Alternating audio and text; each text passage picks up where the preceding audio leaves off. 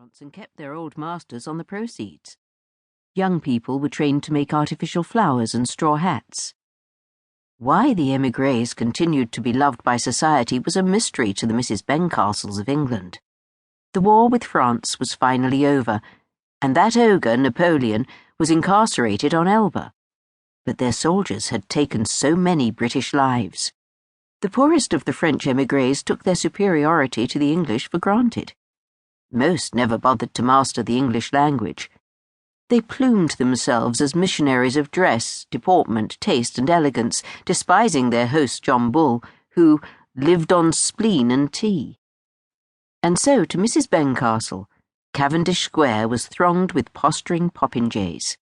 But Delphine found herself caught up in the frivolous atmosphere, the intoxicating gaiety. She moved among the booths with their fluttering ribbons, listening to the chatter and rattle of rapid French all about her. She shyly asked the price of a fan in halting French, and then shook her head in amusement at the exorbitant sum. The pert demoiselle behind the counter promptly mentioned a lower price. Delphine again shook her head. The price went down again, and before she knew it, Delphine found herself haggling away in fluent French, while Mrs. Bencastle stood a little apart, glaring in disdain. Mrs. Bencastle looked, in fact, like a female John Bull. She had a heavy, pugnacious face, and a large stomach and bosom formed into one round mass by an Apollo corset. She wore a low-crowned hat, very like a man's, its severity modified by 2 tall pheasant's tail feathers stuck in the band.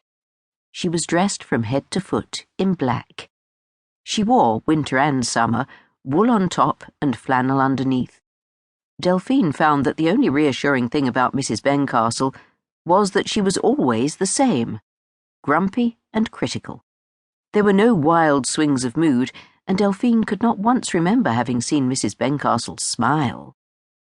Mrs. Bencastle held her large umbrella firmly by its heavy ivory handle, which was carved in the shape of a dyspeptic duck, and wondered how soon she could get Delphine to leave. Delphine, she thought sourly, was turning more French by the minute.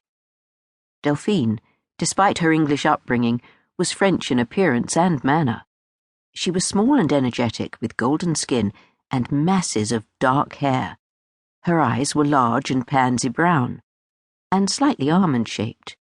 She threw back her head and laughed at something the young salesgirl was saying, and Mrs. Bencastle thought bitterly that even her laughter sounded French. Of course, George must have been in his dotage to marry a penniless foreigner hardly out of the schoolroom.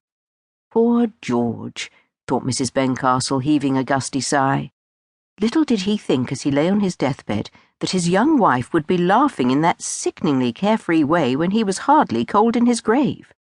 The fact that Sir George had died 3 years ago meant little to Mrs. Bencastle, who had gone into mourning for her own husband and had never come out of it, as far as dress was concerned. Sir George had once told Delphine that his sister had always been so, that even as a young girl Maria had perpetually looked as if she were prepared to attend a funeral. At last Delphine purchased the fan and joined Mrs. Bencastle. "Have you seen enough?" asked Mrs. Bencastle crossly. "Oh, no," said Delphine. "I really must buy some more things to help these poor people." "These poor people, as you call them," snorted Maria Bencastle, "would go farther and fare better if they learned the King's English, throwing my brother's good money to a lot of wastrels." Delphine stopped walking. "Enough," she said in a small, cold voice. "It is because I manage the estate so well and study the latest improvements in agriculture that we have no wants. Sir George left us comfortably enough, but I have trebled his money, as even you must admit, Maria. Furthermore, if you are going to persist in being rude and ungracious and in spoiling my day, then we will return to Marsham, and once there, we will discuss your future. You do not need to stay with me, Maria, as well you know. I am prepared to set you up comfortably anywhere you wish." "I only said what I thought was right," mumbled Mrs. Bencastle. "Then if saying the right thing means being rude, why do you not essay to say the wrong thing once in a while?"